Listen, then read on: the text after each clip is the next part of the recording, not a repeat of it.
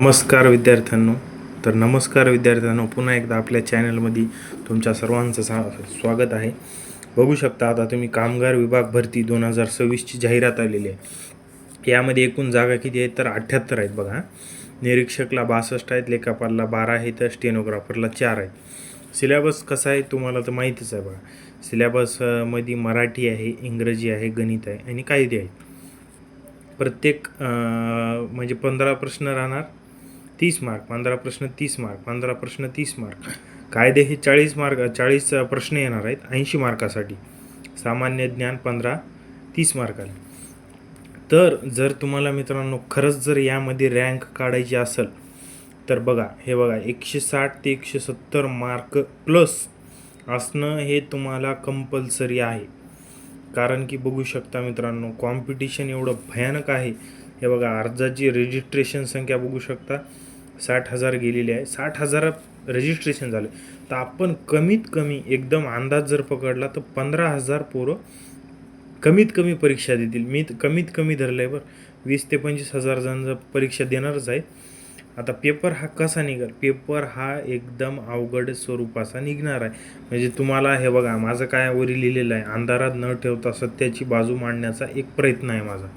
कारण तुम्हाला गोड गोड बोलून किंवा पेपर हा एकदम साधा येणार आहे असं हे अजिबात असं काही होणार नाही. स्पेशली कायदे हे डेप्थमध्ये विचारले जाणार आहेत. वरवरचा अभ्यास करून चालणार नाही. उदाहरणार्थ औद्योगिक कामगार संहितेच्या कलम 12मध्ये किती तृतीयांश सदस्य होते, किती नव्हते, हे सर्व यामध्ये येणार आहे. बघू शकता. आणि तयारी कोणी करावी असा जर विचार आला तर बघू शकता तुम्ही, तयारी कोणी करावी. वय 22, 23, 24, 25. तयारी ही 22, 23, 24, 25 मी म्हटल्याप्रमाणे.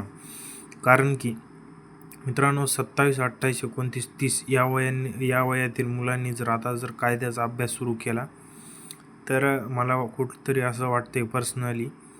कारण की येणारी दुसऱ्याही मेगा जाहिरात, कारण की पुढील काही महिन्यामध्ये बघू शकता मेगा भरती येणार आहे. प्रचंड 5 ते 10,000ची मोठी भरती येऊ शकते. तिच्याकडे 100% दुर्लक्ष होईल या जर विद्यार्थ्यांनी, कारण ह्यांचा आधीच अभ्यास झालेला असतो. आणि हे जर आता जर कायद्याच्या मागं लागले, कारण मग हे बी अटेम्प्ट ह्यांचा जाईल आणि हा पण जाऊ शकतो. कारण पूर्ण वेळ जर कायद्यामध्ये दिला तर दिवस जाणार. यात येणाऱ्या जाहिराती दुर्लक्ष होण्याचे 1001% चान्सेस आहेत मित्रांनो. आणि आता खूप विद्यार्थ्यांचा असा प्रश्न आहे की कायदे कुठून करावे. सगळ्यात बेस्ट सोर्स म्हणजे कुठून आहे बघा, तो वेबसाईटवरून करावे कायदे. बेस्ट सोर्स आहे. सिलेक्शन कोणत्या पोराचं होणार हा सर्वात मोठा प्रश्न आहे. तर इंग्रजी ज्याची आउट ऑफ आहे, समजा इंग्लिश ही आलीच पाहिजे. तुम्हाला किती मार्क पाहिजे हे बघा. इंग्लिशमध्ये 25+ मार्क पाहिजे, मराठीमध्ये 25+, गणितामध्ये 25+, आणि कायद्यामध्ये 65+. सामान्य ज्ञानला जर कमी धरले, 15-18चा ॲव्हरेज धरलं, 160-70 मार्क पाहिजे बघा.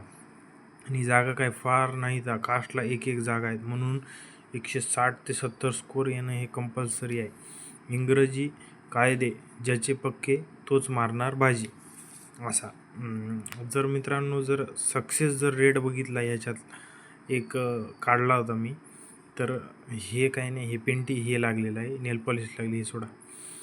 सक्सेस रेट बघितला तर 0.0027% आहे. म्हणजे विचार करून अभ्यास करावा.